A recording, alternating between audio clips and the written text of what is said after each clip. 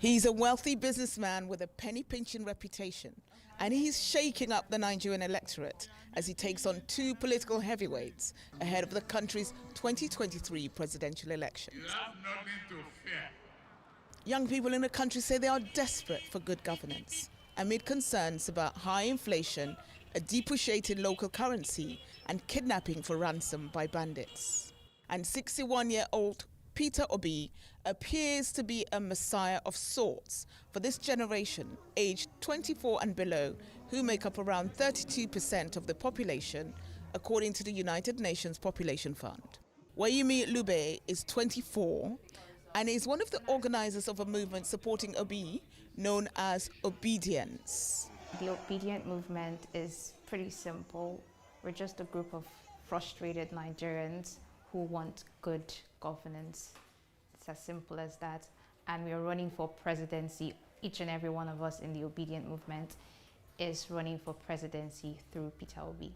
Obi is a former governor of the mostly Christian southeast state of Anambra and is seen as a credible alternative to the two parties that have dominated politics since the end of military rule in 1999.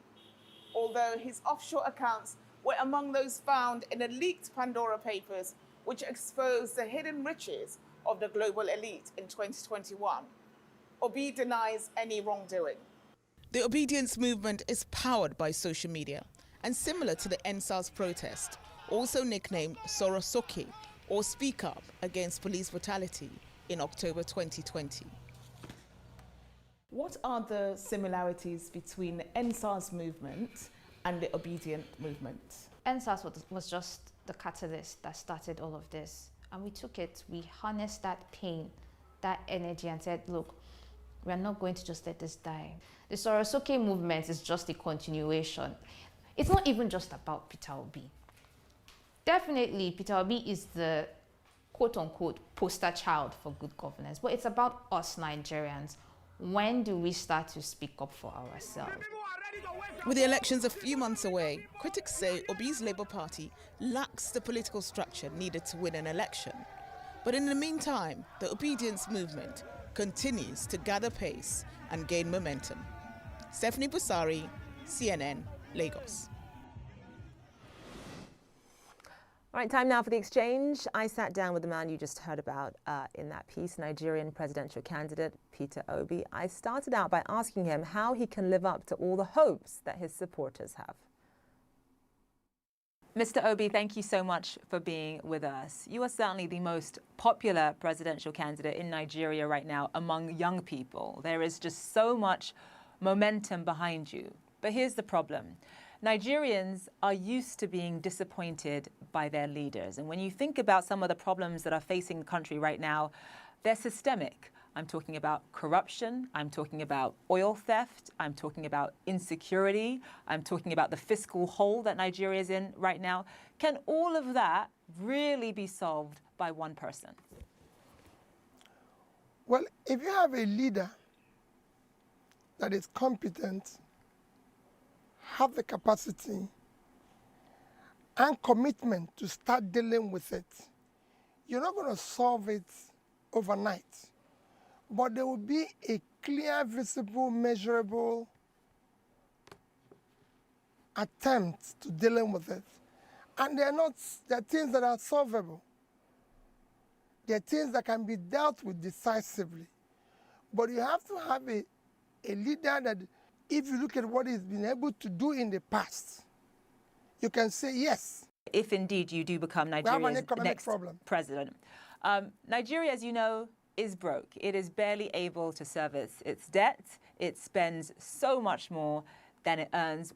What are your plans? Just from a concrete perspective, what are your plans to take Nigeria's economy off of life support? Well, a variety of things. One is that you have to deal decisively with the issue of security. It's impacting negatively on your economy today. You have to deal with it head on, because you have to get your farmers to go back to farm and start ensuring that the vast land of the north are invested, are cultivated on. You have to start pulling people out of poverty as quickly as possible. You have to reduce aggressively cost of governance and deal with the issue of corruption. Anyone who knows anything about Nigeria knows that it has this embarrassing reputation of, despite the fact that it is Africa's largest oil producer, it imports refined fuel. What is your plan for transforming Nigeria's economy from a consumption economy to a production economy? Let me use the issue of oil, for example. There's no reason why our refineries cannot work.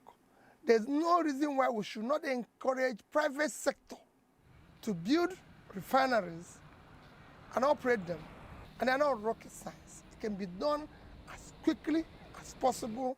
You can use today the side to remove the fuel subsidy, use the resources to support critical areas of production, from critical infrastructure to education to supporting investment in refinery, which will be, like I said, done within a shortest possible time. A lot of Nigerian presidents have come in and talked about revitalizing the manufacturing sector, investing in refineries, but change, as you know, has been very, very slow. Why is it going to be different with you? And what would you say were the biggest hurdles in making sure that all of the things that you've just listed come to pass? Well, what people need to do is to go and look at what I promised as a state governor when I said I'm going to turn around education, health, pull people out of poverty, bring sanity and civility in governance in Anambra State, whether that happened or not. When I said we're going to save money, did we do that? I want to talk about one of the other sort of major issues that Nigeria is grappling with right now, and that is, of course, violence and insecurity. You can barely travel from one part of Nigeria to another without fearing for your life. And I'm talking about kidnapping, I'm talking about banditry, I'm talking about terrorism, I'm talking about Boko Haram. What is your plan for that?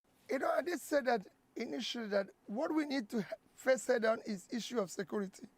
Because unless you have security, the farmers can't go back, you can't attract investment, nobody will ever want to go to an insecure place. And you can deal with that.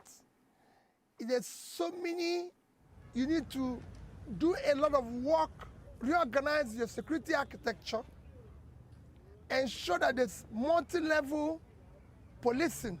Issue of state police has to be decisively dealt with. There's so many things you need to do.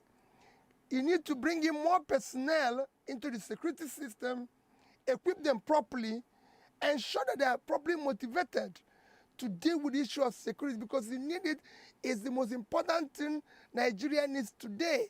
As you know, you and I are both Nigerian, we're both Igbos, we're both from southeastern Nigeria. Nigeria is a very hard country to hold together. You've got 200 million people, so many different tribes, so many different competing interests and ideas. And when you think about the fact that, you know, you're from the southeast, how easy is it going to be to rally Nigerians perhaps from the north behind you? That's got to be on your mind. That is what it was yesterday. And that's our problem. Because we have been able to elect people based on ethnicity, religion, my turn, connection, or one form of bias or the other, which brought us to where we are, or structure, which always says structure of criminality. That is what we want to dismantle now and ensure that the next election is based on character, capacity, competence, commitment to do the right thing. Nigeria is now not just in a physical mess, it is at the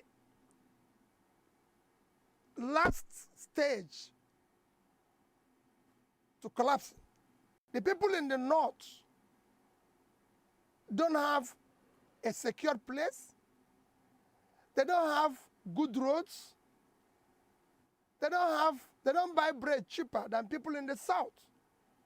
So is the people in the south.